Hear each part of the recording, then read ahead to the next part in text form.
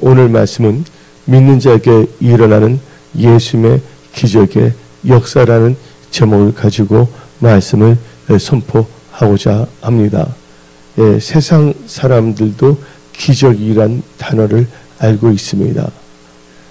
그럼에도 불구하고 믿는 자들에게는 기적을 부인하거나 기적 종료주의자들도 기적은 끝났다고 믿는 사람도 있습니다. 근데 성경 말씀을 보게 되면 예수님은 어제나 오늘이나 영원히 동일하신 분이십니다. 예수님께서는 지금도 믿는 자에게 또 갈급한 자에게 기도하는 자에게 하나님께서는 기적을 베풀어 주신다는 것입니다. 그래서 우리는 무엇보다도 믿음으로 사는 믿는 자가 되어야 하는 것입니다. 믿는 자는 바로 의인인 것입니다. 그래서 성경 말씀을 보게 되면 나의 의인은 오직 믿음으로 살리라. 근데 그 믿는 자에게는 능치 못함이 없다고 마가복음 9장 23절 예수께서 이르시되 할 수 있거더니 무슨 말이냐. 믿는 자에게는 능히 하지 못할 일이 없느니라고 말하고 있습니다. 이 말은 우리 인간 자체가 힘과 능력이 있어서가 아니라 예수님을 믿는 믿음을 갖고 살 때 예수님께서는 그 믿음을 보시고 예수님께서는 놀라운 기사와 이적과 능력으로 역사하신다는 것입니다. 그러면 여러분들 이 기적이라는 이 단어를 우리는 분명히 알아야 됩니다. 그 개념이 잡혀야 되거든요.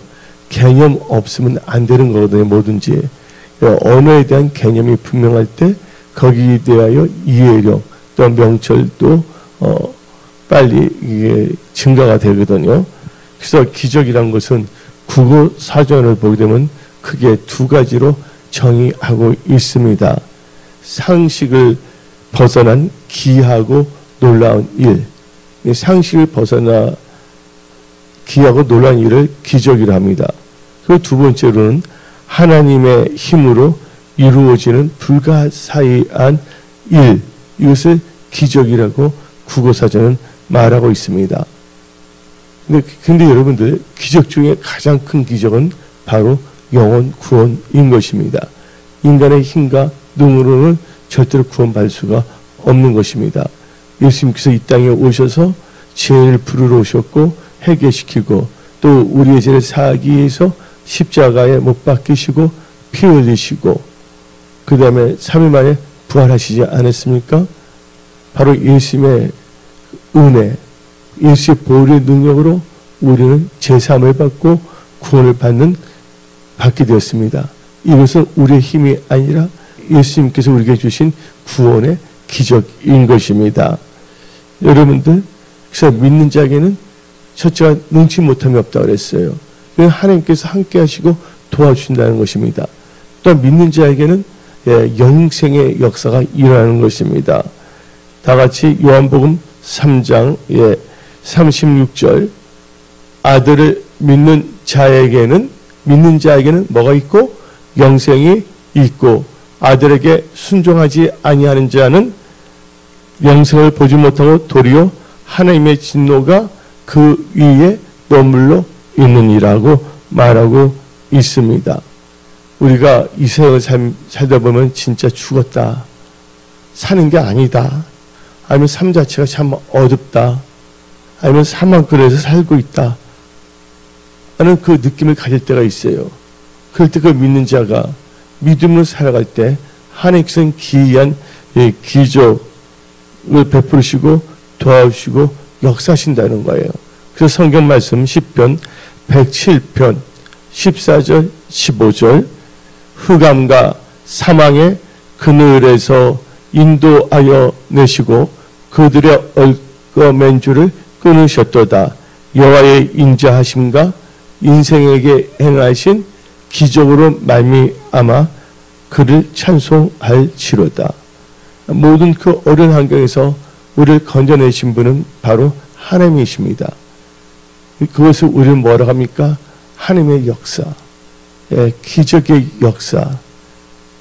근데 그걸 왜 하셨나? 하나님께서 우리를 불쌍히 여기셔서 그래서 그것을 긍휼의 역사라고 말하고 있습니다. 오늘 우리는 본문 말씀 요한복음 11장 1절부터 7절을 읽었는데 이 성경 말씀을 보게 되면 이 구원의 기적의 역사로 가득 차 있어요. 그런데 이 신약도 보게 되면 구약도 놀라운 기적의 역사들이 많죠. 태양이 멈추고 홍해가 갈라지고 여리고진이 무너지고 한두 개가 아니에요. 그 신약도 마찬가지입니다. 근데 오늘 우리가 요한복음 11장 1절부터 11절 읽었는데 요한복음을 보더라도 큰 기적이 7개나 있습니다. 요한복음 2장 1절부터 11절 보면 가나안 혼인잔치의 기적이 있죠. 거기서 예수님께서 말씀하셨잖아요. 돌 항아리에 물을 가득 채우라 하고까지. 그래서 물이 변하여 뭐가 됐습니까? 포도주가 된 겁니다. 인간의 힘으로는 할 수가 없는 것이에요. 오직 하나님께서 말씀을 주시고 말씀을 순종할 때 하나님께서는 기적을 베푸시는 것입니다. 그리고 이 요한복음에서 이 두 번째 기적은 요한복음 4장 46절부터 54절 말씀입니다. 이 가논의 아들이 병들었는데 이 가버나움에서 그 가논의 아들을 고치셨습니다. 기적적으로 고치신 거예요. 왜냐하면 병을 고쳤는데 가라 너 아들이 고침을 받았다. 이 말씀을 선포하자마자 그 멀리 떨어진 그 아들이 나아버린 거예요. 이것은 놀라운 기적의 역사인 것입니다. 세 번째 이 기적은 요한복음에서 요한복음 5장에 나와 있습니다. 38년 된 병자가 나오고 있지 않습니까? 특히 이것을 무슨 사건이냐면 베데스다 연못 사건이라 하잖아요.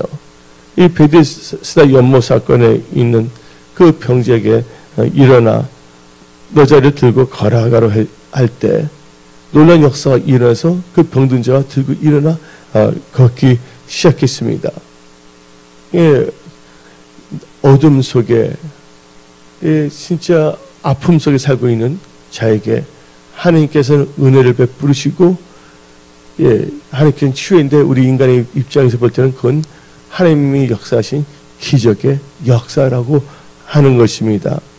또한 이 네 번째는 요한복음 6장 1절부터 13절을 보게 되면 바로 오병이어의 기적의 역사가 있습니다. 5개의 떡과 2마리의 물고기를 가지고 하나님께서 축사하시사 그 강야에 있는 사람들을 엄청나게 먹이지 않았습니까? 그리고 12강주리가 남지 않았습니까? 그 5번째로 요한복음에서 일어나는 예수님의 기적의 역사는 예수님이 물 위로 걸어가시는 것입니다. 예수님은 물 위로 걸어가시는 분이십니다. 물은 뭐를 의미하냐? 우리 인간이 노아 시대 때 홍수로 심판을 받지 않았습니까? 그 홍수는 뭐를 의미하냐면 사망을 의미하는 거거든요. 근데 예수님은 그 사망 권세를 발로 밟아버린다. 물결을 걸은 기적. 6번째는 요한복음 9장 1절부터 11절 날 때부터 소경된 자를 하나님께서는 치유하지 아니했습니까? 그건 하나님만이 하실 수 있는 일인 것입니다. 7번째로 오늘 본 말씀 요한복음 10여장에 나오는 나사로 죽은 나사로를 치유하는 기적입니다. 여러분들 하나님께서는 신약에서 죽은 자를 살리는 기적을 3번 하셨어요. 예수님께서 직접 개입하신 게 바로 나사로가 죽었다 살아났죠. 그 다음에 야이로 아시죠? 해당장 야이로의 딸이 탈리타금 할 때 죽었던 그 딸이 12살 된 딸이 다시 살아나지 않았습니까? 그 다음에 누가복음 7장에 나온 나인성 가부의 아들이 죽었는데 그 아들이 살아났어요. 물론 또 이렇게 신약 성경은 죽었던 자가 살아나는 기적이 또 몇 개가 있거든요.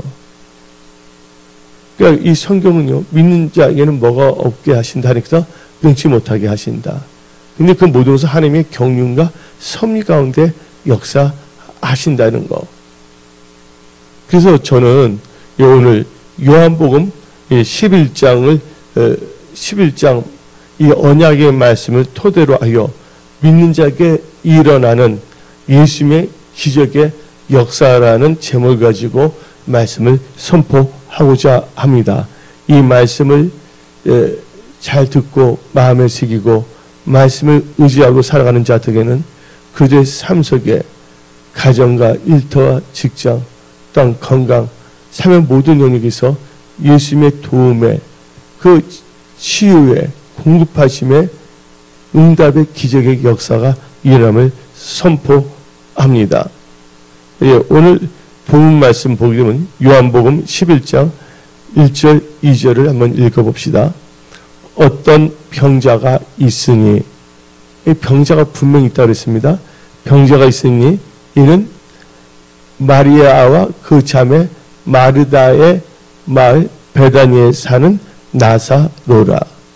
이 마리아는 향유를 주께 붓고 머리털로 주의 발을 닦던 자요, 병든 나사로는 그의 오라버니니라.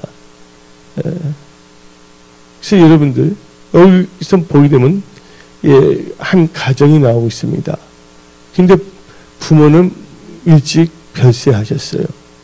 그래서 가정인데 오라버니 나사로가 있고 언니 마르다가 있고 동생 마리아가 나오고 있습니다. 근데 그들이 살고 있는 동네가 어디냐? 바로 베다니의 마을이에요. 베다니. 여러분들 이 베다니의 뜻을 잘 알아야 됩니다. 이 베다니라는 것은 뜻은 뭐냐면 여러분 베델 하면 하나님의 집이죠. 베들레헴 하면 떡집이라고 합니다. 이 베다니는 뭐냐면 괴로움의 집이라고 혹은 슬픔의 집이라고 말할 수가 있어요. 이 번역 이거 한글로 표현한다면, 근데 이 베다니는 예루살렘에서 약 3km 정도 떨어져 있는 마을이에요. 근데 이 베다니는 문둥병자가 있거나 아니면 소외된 사람들이 격리되어서 살고 있는 산 기슭에 있는 마을이었습니다. 철저히 사회로부터 냉대를 받았어요. 근데 그 동네에서 나사로와 또한 마르다와 마리아가 단출하게 그 가족들이 살고 있었습니다. 근데 거기에 크나큰 위기, 크라이시스, 위기가 발생했어요. 옛날에는 남자가 참 중요했잖아요. 힘쓰는 다 직업이었잖아요. 농사 짓는 거, 각축업, 남자. 그렇죠? 그래서 우리도 모르게 대한민국 사람들은 남아 선호 사상에 빠진 게, 근데 지금은 보험도 있고 다 있고 딸이 더 나으니까.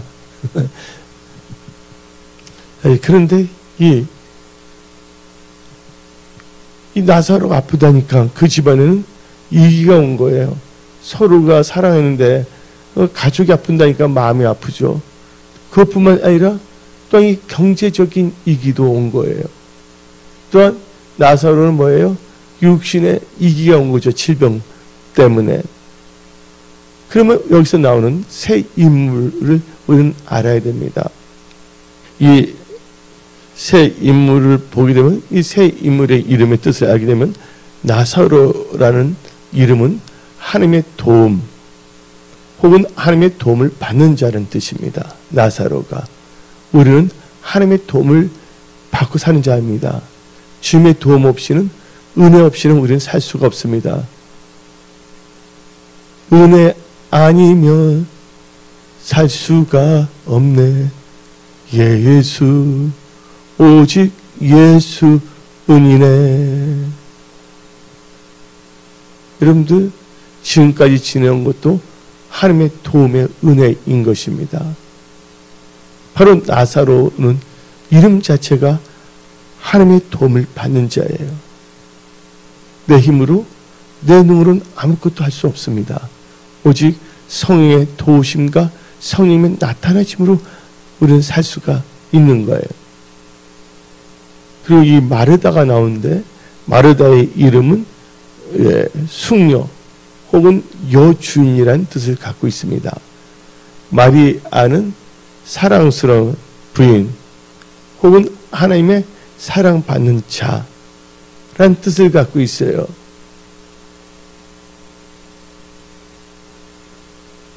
그러니까 여러분들 옛날에 기록윤과 패티균 그 부부가 부르던 거 있죠? 작사했던 게 마리아라는 거 아시죠?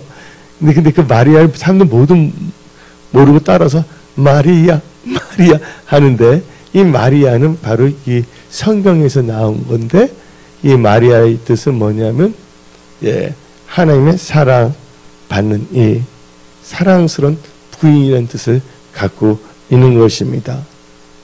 근데 이 집안에 뭐가 발생했냐면 세 가지가 발생했어요. 첫째, 이 집안에 가족 중에 한 명의 병이 발생했다. 여러분들 뭐 다 있어도 병 들면 힘든 거예요. 저 이모가 계셨는데 아무리 뭐 갖고 있더라도 이모가 제대로 움직이지 못하고 휠체어를 타고 다니셨거든요. 어때 모르고 추운데 손을 모르고 근데 옛날에 스팀 같은 게 있었잖아요. 여기 나온 거 지금 다 손인데 모르게 연기가 났어요. 감각이 없어갖고서 아무리 명예, 건세에 지위가 있다 할지라도 건강을 잃어버리면 그건 크나큰 삶에 있어서 타격이 있는 것입니다. 근데 바로 이 집안에 부모 대신에 가장 역할을 하고 있는 나사로에게 병이 발생했어요. 거기서 끝나야 되는데 또 어떤 역사가 일어났냐? 그 집안에 죽음이 발생했어요. 병든 나사로가 결국에는 죽게 되었어요. 죽음은 아무도 피할 수가 없는 것입니다. 그리고 이제 죽음만 발생했습니까? 그 집안에 눈물과 슬픔이 발생됐습니다. 나사로 죽으니까 그 누이들이 얼마나 슬퍼했어요. 눈물 흘리면서. 우리 인생을 볼 때 어떤 질병의 역사, 사망의 역사, 눈물과 슬픔의 역사, 어떤 분들은 육신이 죽은 것이 아니라 자기 하는 일들이 다 죽어버렸어. 일터, 직장. 여러 가지 사망의 역사가 있지 않습니까? 살다 보면 여러 가지 종류의 슬픔의 역사, 아픔의 역사도 있지 않습니까? 근데 사람이 그런 것을 원해서 사람들이 원해서 그게 생기는 건 아니지 않습니까? 모든 사람이 그건 다 피하고 싶잖아요. 근데 그것을 해결할 수 있는 분이 누구시냐? 바로 우리를 구원하신 오직 예수 그리스도 한 분뿐이신 것입니다. 여러분들, 그래서 첫 번째 단계로 믿는 자에게 일어나는 예수님의 기적의 역사는 삶 속에, 가정에, 일터에 예수님을 모셔드리는 믿음의 사람들에게 일어난다는 것입니다. 누구에게? 예수님을 초대하고 예수님을 모셔드리는 믿음의 사람들에게 일어난다는 것입니다. 예수 없이는 아무것도 아니라는 거예요. 그래서 찬송을 있잖아요. 오, 주 없이 살 수 없네. 주님 없이는 살 수 없습니다, 저는. 지금까지 지내온 거 하나님께서 보호하고 지켜서 여기까지 왔습니다. 내일은 난 몰라요. 도대체 무슨 일이 일어날지 어떻게 합니까? 전도서 7장은 말했잖아요. 하나님께서는 형통함과 공고함으로 오직 나의 믿음은 범사 하나님을 인정하고 하나님의 도움을 받고 사는 믿음으로 사는 것인 겁니다. 근데 여러분들, 민주에게 일어나는 예수님의 기적의 역사는 자기 삶의 모든 영역에서 예수님을 초대하고 모셔드리는 믿는 사람들에게 일어난다는 거예요.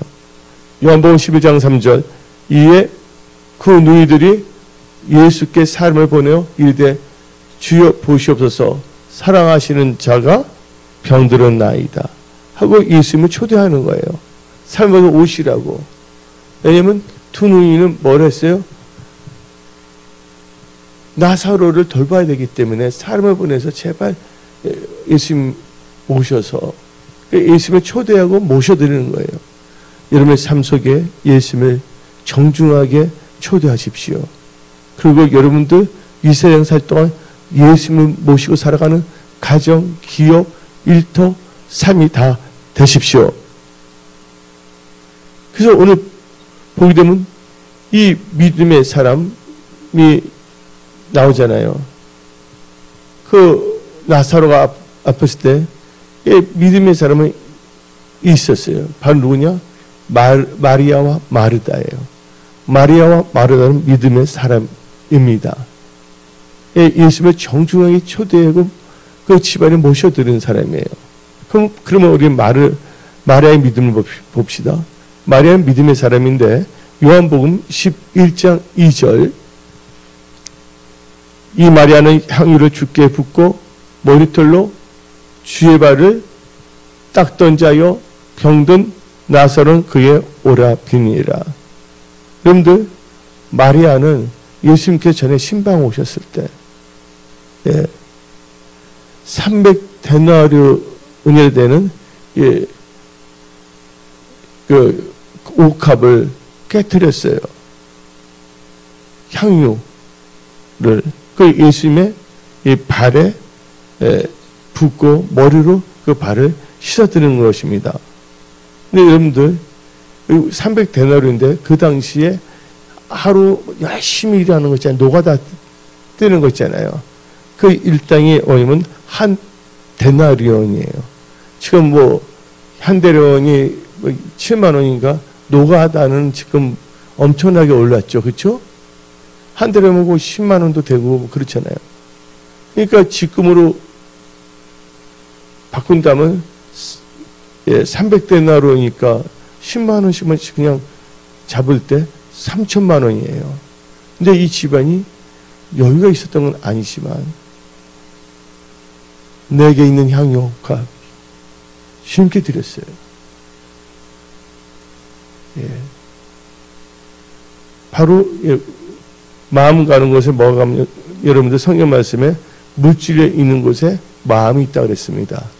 이것을 역설적으로 표현하면 마음 가는 곳에 물질도 가는 것입니다.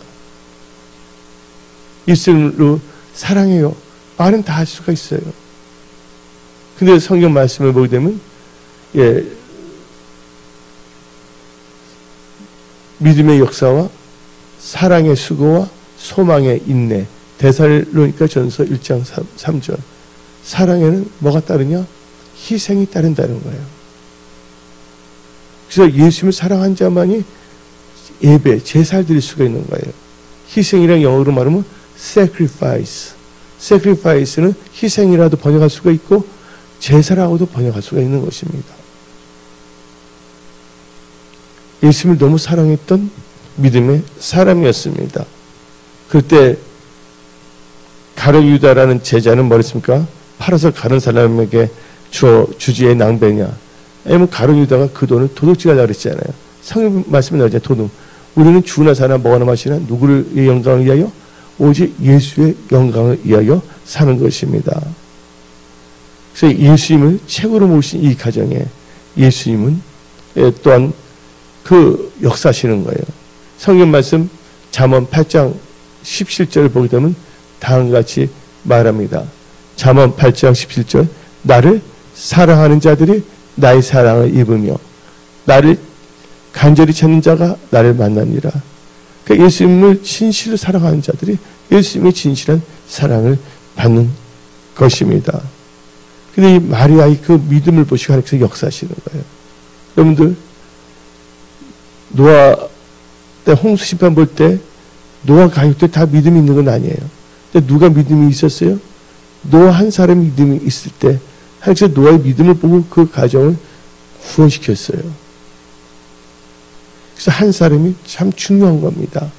우리는 이 마리아 같은 그런 한 사람, 노아와 같은 한 사람, 다니엘과 같은 한 사람, 바울과 같은 한 사람이 되어야 되겠습니다. 하나님께 영광 돌리고 교회를 세우고 성도들에게 덕을 끼치는 그런 크리스찬의 삶을 살아야 되겠습니다. 교회를 대적하고 교회를 해치기 위하여 엉뚱한 짓을 하는 어리석고 미련한 그런 군상들의 속한 자가 돼서는 안 되겠습니다. 또 두 번째로 이게 오늘에 나오는데 마리아가 믿음의 사람이었잖아요. 근데 마르다도 믿음의 사람이에요. 마르다. 요한복음 11장 21절 봅시다. 요한복음 11장 21절. 마르다가 예수께 여짜오되 주께서 여기 계셨다면 내 오라버니가 죽지 아니하였겠나이다. 이것은 뭐예요? 예수님과 함께 하셨다면 죽지 아니했다는 뭘 갖고 있어요? 믿음을 갖고 있었다는 거예요. 그래서 나의 의는 오직 믿음을 살리라. 믿으면 역사가 일어난다는 것이에요.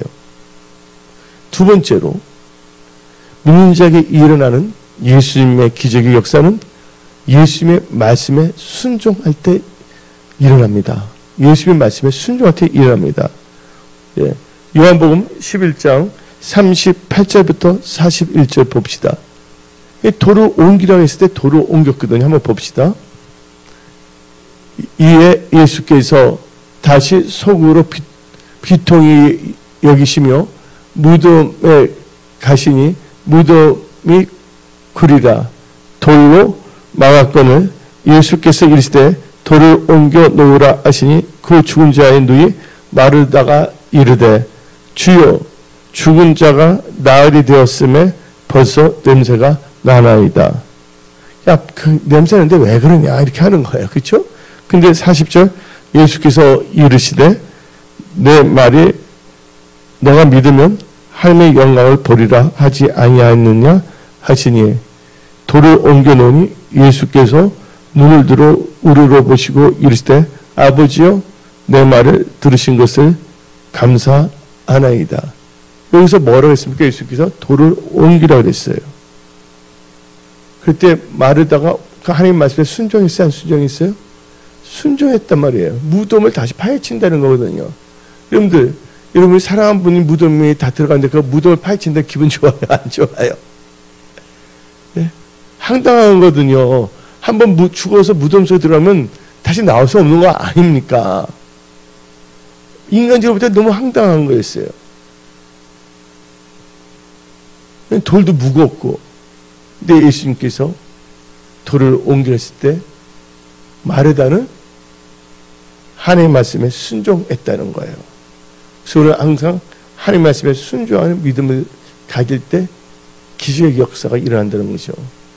나만 장군도 말씀에 순종했을 때 어떤 역사가 일어났습니까? 한센병이 떠나가고 치유되는 역사가 일어났습니다. 또한 이 요한복음 2장에 나오는 가나안 혼인잔치도 하인들이 예수님 말씀에 순종할 때 돌 항아리 6개에 그 아구까지 물을 다 채웠을 때 물이 변하여 뭐가 됐습니까? 포도주로 바뀐 역사가 일어난 것입니다. 하나님의 여러분의 삶 속에 하나님의 도움 가운데 다시 일어나기를 원하십니까? 그래서 하나님께서 기적을 일으키시기를 원하십니까? 하나님 말씀에 순종하십시오. 세 번째로 믿는 자에게 일어나는 예수님의 기적의 역사는 포기하지 않는 믿음을 가질 때 이럽니다. 절대로 포기해서는 안 됩니다. 바로 이 마르다는 포기하지 않은 믿음을 가졌어요. 요한복음 11장 22절 읽어봅시다.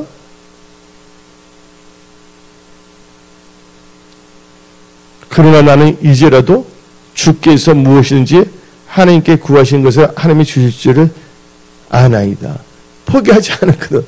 하나님께 구하면 예수님께서 하시면 역사한다는 거예요.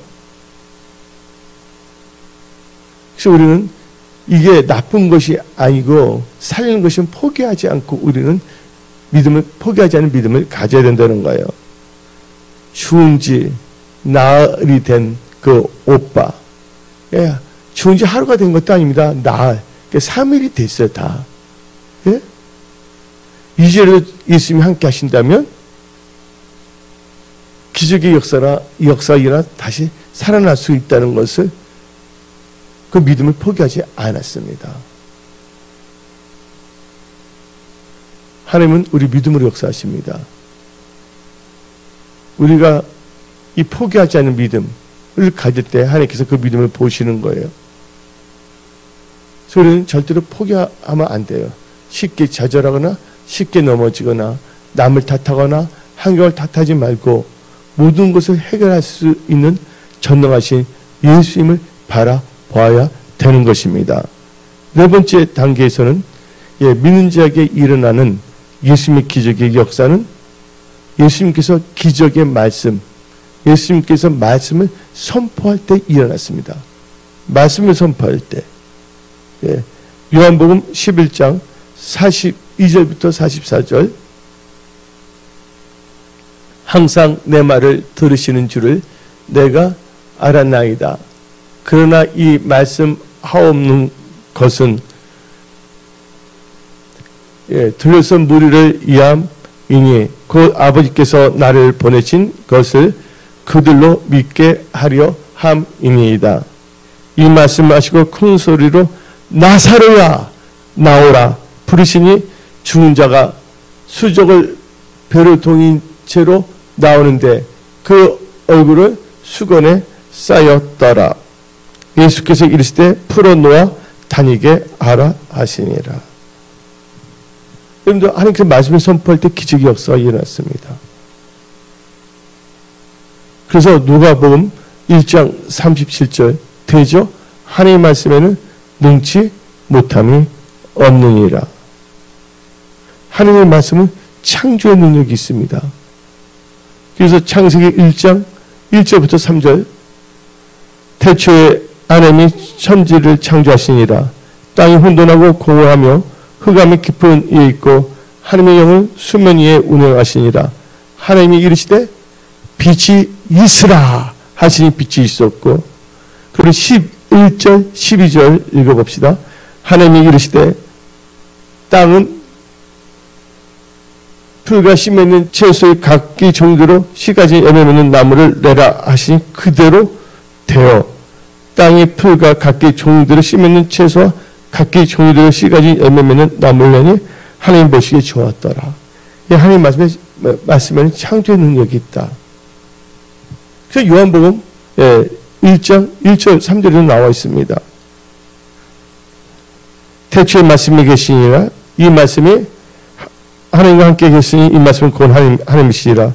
그가 태초에 하나님과 함께 계셨고 만물이 그로 말미암아 지은 바 되었으니 지은 것이 하나도 그가 없이 된 것이 없느니라. 아멘. 하나님 말씀은 창조 능력이 있습니다. 또 하나님 말씀에는 생명의 능력이 있습니다. 히브리서 4장 12절 봅시다. 하나님 말씀은 생명의 능력이 있는데 살아서 역사하신다는 거예요. 하나님의 말씀은 살아있고 활력이 있어. 그래서 살아있고는 우리 하나님의 말씀은 살아있다는 걸 우리는 분명히 알아야 됩니다. 그래서 하나님의 말씀은 살아있다는 걸 living. 또 그다음에 활력이 있다는 것을 active. 활력이 됐어요. 그래서 하나님의 말씀은 살아서 역사하는 말씀이라는 걸 믿으시기 바랍니다. 그래서 하나님 말씀은 생명력이 있기 때문에 여러분들 예수께서 37장 1절 10절 보게 되면 에스겔이 하나님의 말씀을 대언할 때 그 시체가 다 군더러 일어납니다. 다 같이 에스겔에서 37장 1절부터 10절 여호와께서 권능으로 내게 임재하시고 그의 영으로 나를 데리고 가서 골짜기 가운데 두셨는데 거기 뼈가 가득하더라. 나는 그 뼈 사방으로 지나가게 하시기로 본즉 그 골짜기 지면에 뼈가 심이 많고 아주 말랐더라. 그가 내게 이르시되 인자야 이 뼈들이 능히 살 수 있겠느냐 하시기로 내가 대답하되 주 여호와여 주께서 아시나이다. 또 내게 이르시되 너는 이 모든 뼈에게 태어나여 이르기를 너희 마른 뼈들아 여호와의 말씀을 들을지어다. 주 여호와께서 이 뼈들에게 이같이 말씀하시기를 내가 생기를 너에게 들어가게 하리니 너희가 살아나리라. 너희의 힘줄을 두고 살을 입히고 가죽으로 덮고 너희 속에 생기를 얻으니 너희가 살아나리라. 또한 내가 여호와인 줄 너희가 알리라 하셨다 하라. 이에 내가 명령을 따라 태어나니 태어날 때 소리가 나고 움직이면 이 뼈 저 뼈가 들어맞아 뼈들이 서로 연결되더라. 내가 보니 그 뼈에 힘줄이 생기고 살이 오르며 그 위에 가죽이 덮이나 그중에 생기는 없더라. 또 내가 이르시되 인자야 너는 생기를 향하여 태어나라. 생기에게 태어나여 이르기를 주 여호와께서 이같이 말씀하시기를 생기야 사방에서부터 와서 이 죽음을 당한 자에게 붙어서 살아나게 하라 하셨다 하라. 이에 내가 그 명령대로 태어났던 생기가 그들에게 들어가며 그들이 곧 살아나서 일어나 서는데 극히 큰 군대더라. 이 말씀을 선포할 때 죽었던 영혼들이 살아나 하나님의 군대 마하나임으로 일어남을 선포합니다. 아멘. 하나님의 말씀은 놀라운 능력의 말씀이십니다. 말씀을 선포할 때 놀라운 기적의 역사가 일어났습니다. 성경 보시면 야이로 딸이 나오잖아요. 그때 예수님께서 야이로 딸이 죽었잖아요. 그때 뭐 했습니까? 탈리타금 일어나 걸어라 할 때 그 야이로의 딸이 일어났어요? 안 일어났어요? 일어나서 걷게 됐다는 것이에요. 말씀을 선포할 때 여러분들은 하나님의 말씀을 듣고 계십니다. 여러분들이 마음을 하나님께 두고 이 말씀은 나에게 주신 말씀이다가 아멘 하고 받아들일 때 하나님의 말씀은 생기를 부으시고 여러분 삶 속에 돌파와 승리의 기적을 일으키시며 여러분들을 모든 질병부터 치유하는 기적을 베풀어 주십니다. 하나님께서 은혜 성소에 여러분들 사랑하고 축복하십니다. 그래서 오늘 말씀 마치겠습니다. 기도하겠습니다.